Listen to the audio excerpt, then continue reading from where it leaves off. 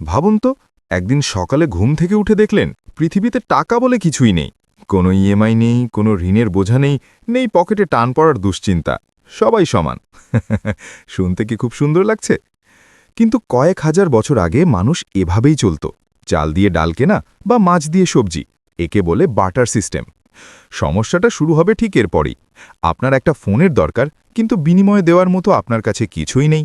কৃষক আপনাকে চাল দেবেন না, কারণ আপনার কাছে তার পছন্দের কোনো জিনিস নেই। ধীরে ধীরে দোকানপাট বন্ধ হবে, যোগাযোগ বিচ্ছিন্ন হবে। কেউ কাজ করতে চাইবে না, কারণ বিনিময় দেওয়ার মতো কোনো পারিশ্রমিক নেই। হাসপাতাল বন্ধ, বিদ্যুৎ উধাও, চারিদিকে শুরু হবে হাহাকার। বেঁচে থাকার জন্য শুরু হবে আদিম লড়াই। আসলে টাকা শুধু কাগজ নয়, টাকা হলো মানুষের একে অপরের ওপর এক চরম বিশ্বাস।